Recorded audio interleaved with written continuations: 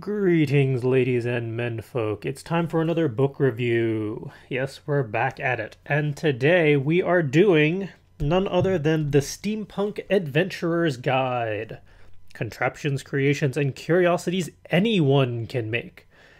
Compiled by Thomas Willeford, otherwise known as Lord Archibald Featherstone. This is the book in question. We got a copy while we were attending Book Expo America this year. And let's see if we can do this. Careful now. Careful. Careful. What did I just say? It has been signed by the author, no less, which is freaking awesome. Yeah, this guy was really cool. Not just because he had a mechanical arm, but because he's been putting together books like this for the do-it-yourself cosplayers who want to create steampunk gear of their very own. Now, the Steampunk Adventurers Guide is kind of like the 101 level class for creating your own steampunk gear.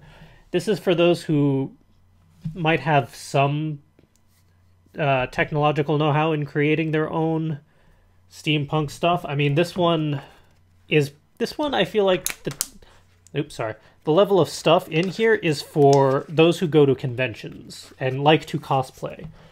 Because, let's do this again. It's this level stuff where there's detail to a lot of the pieces you put together, but it's still like foam. It's not, there's no live steel, there's no actual ammo in any of these guns or anything. The grappling hook is not going to let you be Batman and get to the top of the building. So it's not 100% usable in the real world, but it still looks really freaking cool. And I say 101 level because it really does start you off at the very beginning of, well, I mean, chapter 1 is what is steampunk, which a lot of people do need to read because a lot of people have opinions on just what steampunk is, and there are some things that really don't technically fit under steampunk. It's just what people think steampunk is. Steampunk is slowly becoming what people think it is simply because so many people think, oh, it's this, this, and this. So it's slowly becoming that way simply because so many people believe that's what it is. It's kind of hard to start to stem the tide, but this helps. It gives you a nice little chapter of what is steampunk to kick things off. And then chapter 2, Tools of the Modern Mad Scientist, and Materials too.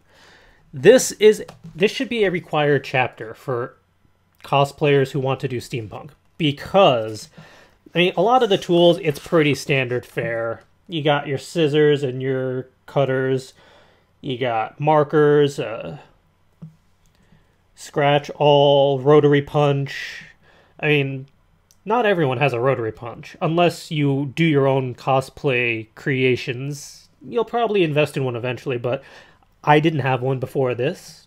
I do now, amongst other things. And it also goes over like the common sense stuff of this is what you should get, this is what you could use, this is what they would be used for. And let's see if I can here. All right, page 12. This alone made it worth getting this book because this talks about fleather. How do you make fleather? Well, it's craft foam and double-sided duct tape. And, you know, scissors, cutting board, stuff like that. But it's basically using craft foam and some duct tape to make leather-like materials for your various crafty pieces. So it goes through like 5 pages of just how you go about creating it and then how you can add on to the fleather. So if you're making an arm guard, you don't have to buy like the 1/4-inch thick leather material to craft it all and put it together, because real leather is expensive. Just putting it out there. If you want to do like 201 level cosplaying gear, you can go for the regular leather, but this guy gives you actual, how can we put this? affordable options to put your gear together and still make it look really cool. So, but yeah, chapters 1 and 2 are all about like what are you going to need and why should you use it. And I mean, chapter 3 is proper safety care and don't stab yourself in the eye with anything, you know, stuff like that. That should be common sense, but isn't always. And the rest of the book is creating various gear. Now, I'm not going to go through all of them, but I am just going to give you the quick rundown of what this book will offer you. If I get to the right contents page, hold on. All right, we have a decoder arm guard. And this book actually provides you with the templates. Hold on. Keep holding. Don't worry. We're getting there. I don't want to... Yeah. Boom. Yeah, the back of the book has all sorts of templates and actual patterns for a lot of this stuff in the book, so you don't have to try and craft it all yourself. Some of the littler pieces are in here, and the templates are in here too. And they're actually to scale, which is fantastic. Alright, as I was saying, you have the decoder arm guard to kick things off. You have a signaling periscope. You have goggles. You can create your own goggles. And they have the template for that in here too, but it also means that you can custom size the goggles to your head, or to your hat, or whatever you happen to put them on. There are plenty of places where you can find steampunk goggles out there and at conventions. I mean, they're everywhere, but they don't necessarily fit you particularly. This way you can create your own, and you can custom size them to your needs. And you can add your own accoutrements and colors and widgets and whatnot. If you want to put a laser beam in there, you can put a laser beam in there. It's up to you. That's the fun of this. You can create your own. We kick things up with a grappling hook launcher. Don't try to use it in real life. It may not end well, but it looks really cool.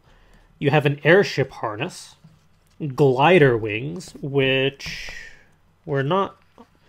we kind of showed it earlier, but the glider wings are with the grappling hook in this image, just to give you an idea of scale. The template for that is in the book, and it's that size. So if you need it larger, then you're going to have to do some enlargement and rescaling, but if you want just that scale, it's in there. All right, getting back to it, we also have a rivet gun, which is a modded Nerf blaster. So you're going to need to get the Nerd Blaster first. Or Nerf Blaster, not Nerd Blaster. That would be rude. And we also have the Power Armor and Magnetic Amplification Gauntlet. Now, there were not pictures of that. Let's see. But let's get to the end game of that chapter. Just to give you an idea, the Magnetic Amplification Gauntlet looks like that. And I mean, you can... This is one that I really want to try and do, but I'm thinking instead of the LED strips, I'd actually have smaller bulbs that don't look so futuristic. But that would be an endgame scenario for me for creating that, because I really don't have the time and energy and budget to accomplish those things at the moment. And the power armor is that.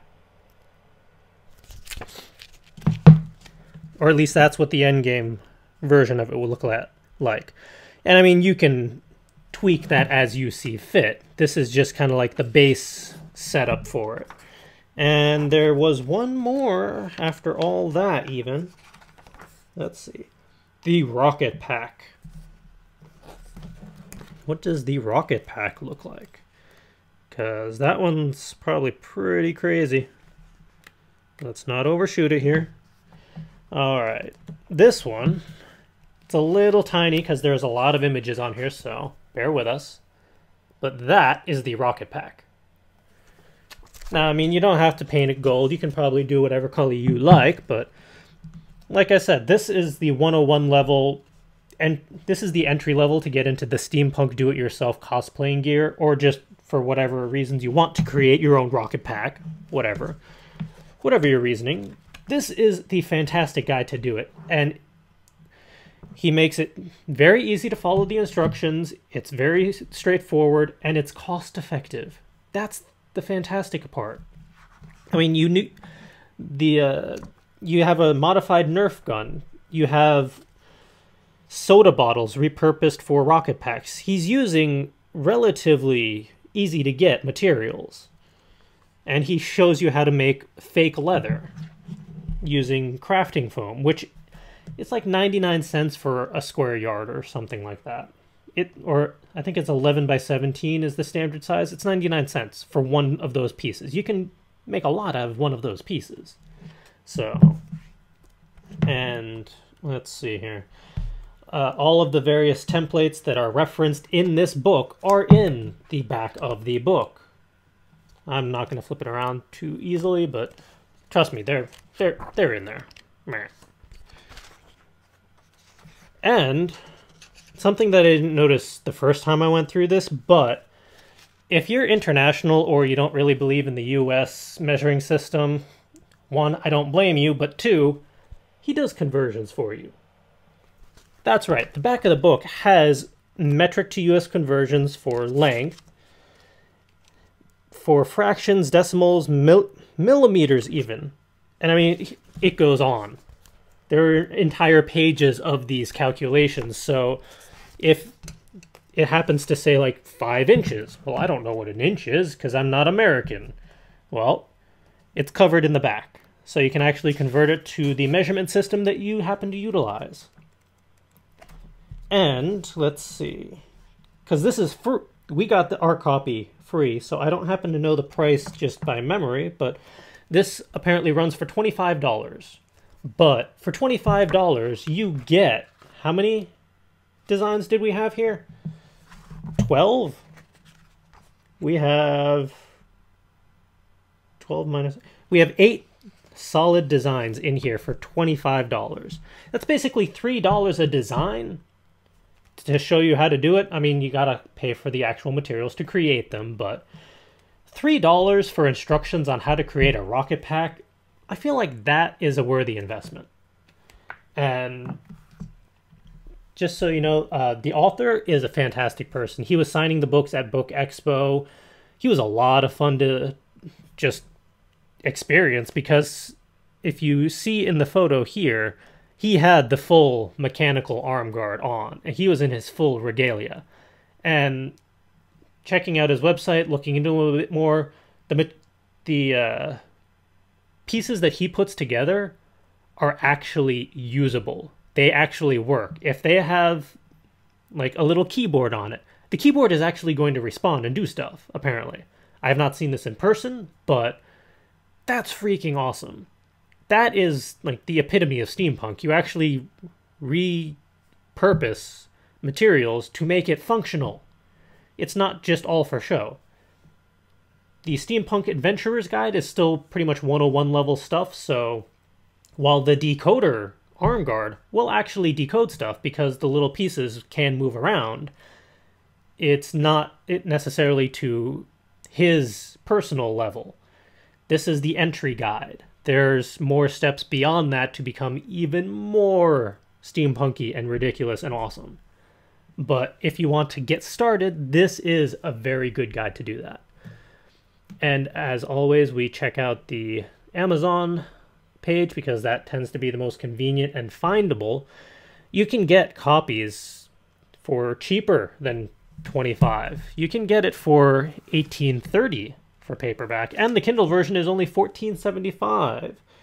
So apparently the price has gone down since I've grabbed a copy. Oh, yeah, the list price, as we see, $25, but Amazon, Barnes & Noble's, Books A Million, your bookseller of choice, should have a copy easily findable and purchasable. And if you want to go the ebook version, by all means, that's a pretty easy way of going about it. I cannot speak for libraries because I don't know how well distributed this is for them, but most libraries are good about it too. If you ask them, like, hey, I want to check out this book, if you don't have it, there's interlibrary loans going on. So if your branch doesn't have it, Another branch in your county probably would, and they can track it down for you. So you can go that route. You have multiple options of tracking down a copy of your very own. And if you want this particular copy, which has been signed by the author, we are doing a giveaway. Because we have so many books from Book Expo, from so many fantastic people. We want to celebrate, enjoy all of the fun that we had by giving these books away to our viewers. Now, to learn how to obtain this copy via our giveaway, you're going to have to check out the show notes, because that's going to have the link and information to how to actually get in on this. If you want to learn how to enter this giveaway contest thing, check the show notes. The details will be there. The winner will be announced this coming Friday, which is June 27th, 2014. We're going to try and do this once a week for the book that we review that given week. So, like, yeah, this one's a little late, but say on Friday, you watch the review, the details for the giveaway of that book, if available, is going to be in the show notes. And then the winner is going to be decided the following Friday. So there's going to be a week for people to enter, give people enough time to see it, find out, learn about it. And then the winner's decided, we contact the winner, we figure out logistics to get it to them, all that goodness. So check out the show notes, learn about the giveaway if you want this copy for your very own. And as always, hit that subscribe button, click that thumbs up, post a comment, keep track of us, because we're going to be doing this every week. Every Friday, we're going to do a Friday Reads book review. Going to get that up there for you. We have a whole slew of books in the queue, so don't worry about us spazzing out as we have in the past. 1, 2, 3, 4, 5, 6, 7. We have 7 other books in the queue for review. So for the next 2 months, guaranteed, we are going to have giveaways. So stay tuned for those. Keep track. And until next week, all, ta-ta.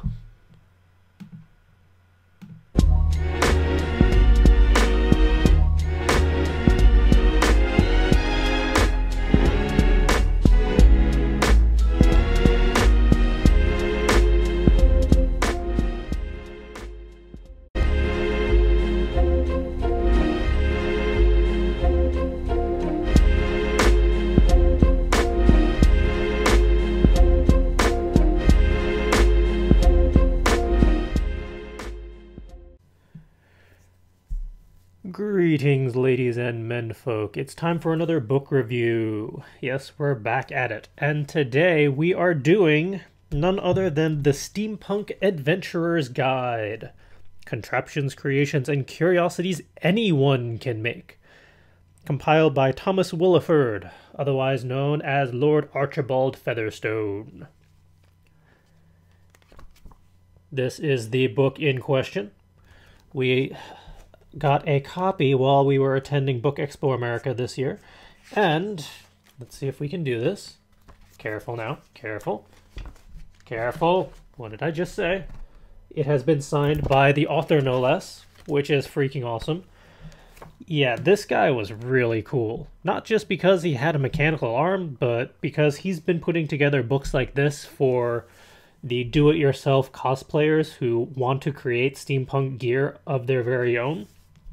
Now, the Steampunk Adventurers Guide is kind of like the 101 level class for creating your own steampunk gear.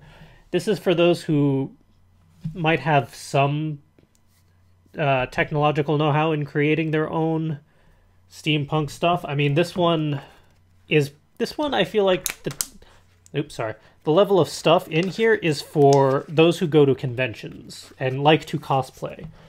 Because, let's do this again. It's this level stuff where there's detail to a lot of the pieces you put together, but it's still like foam. It's not, there's no live steel, there's no actual ammo in any of these guns or anything. The grappling hook is not going to let you be Batman and get to the top of the building. So